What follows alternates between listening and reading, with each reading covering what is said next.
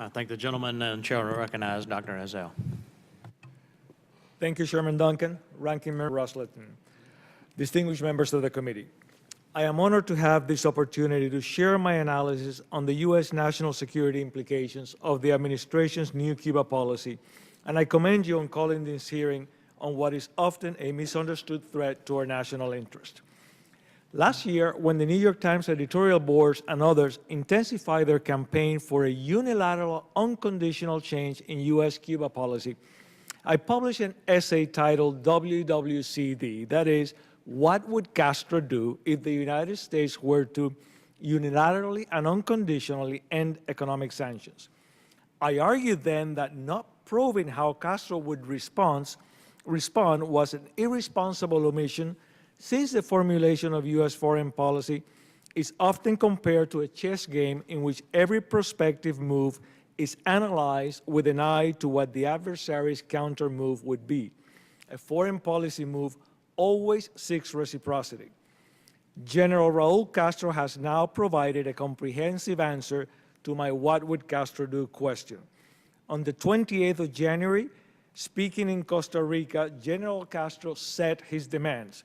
Before the two nations can reestablish normal economic relations, the United States must, 1, unconditionally eliminate all economic sanctions, 2, return to Cuba the Guantanamo U.S. naval base, 3, stop all the transmissions of radio and TV Martí, 4, compensate Cuba for the supposed damages caused by the embargo, which Cuba now estimates at $116 billion and counting, and 5, eliminate Cuba from the U.S. state sponsors of terrorism list. The general declared, quote, if these problems are not resolved, this diplomatic rapprochement would not make any sense, and it would not be ethical or acceptable to ask Cuba for anything in return. Cuba will not negotiate on these internal matters, which are absolutely sovereign, end quote. With the general's impossible preconditions now known, advocates of unconditional concessions to the Castro regime will likely double down and begin spinning all sorts of dangerous arguments as to why we should stay the course. We will hear perhaps that, well, General Castro was just laying out a starting negotiating position, or that since we have tried economic sanctions for so long, should we not give this new policy some time? And much more troubling, we may even begin to hear arguments that Cuba may indeed be entitled to compensation from U.S. taxpayers, or that the naval base in Guantanamo is an unnecessary and expensive relic of the Cold War. Distinguished members, when you hear these arguments, just consider for a moment how Mr. Putin and the Russian Navy would love to have a warm water port in the Caribbean of the quality of our Guantanamo naval base. Consider also that if we further remove travel restrictions, thousands of small private vessels from South Florida will begin visiting Cuba on a regular basis and may return with hidden cargo.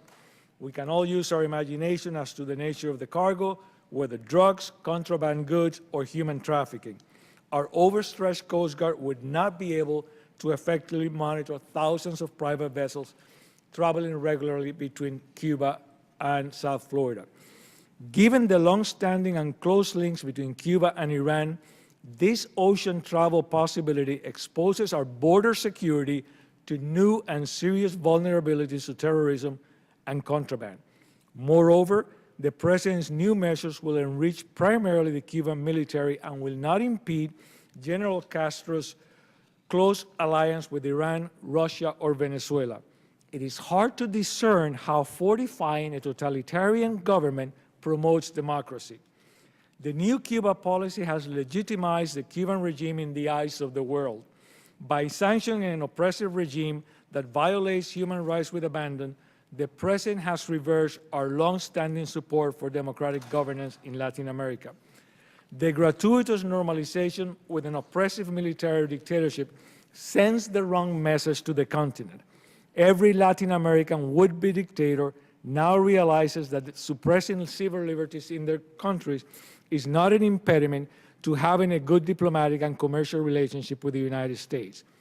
Contrary to the argument of some that the new policy will help improve relations with Latin America, our implicit seal of approval of a military dictatorship further weakens American influence and prestige in the region. It encourages anti-American leaders everywhere to take positions inimical to U.S. interests, as Cuba has done for decades.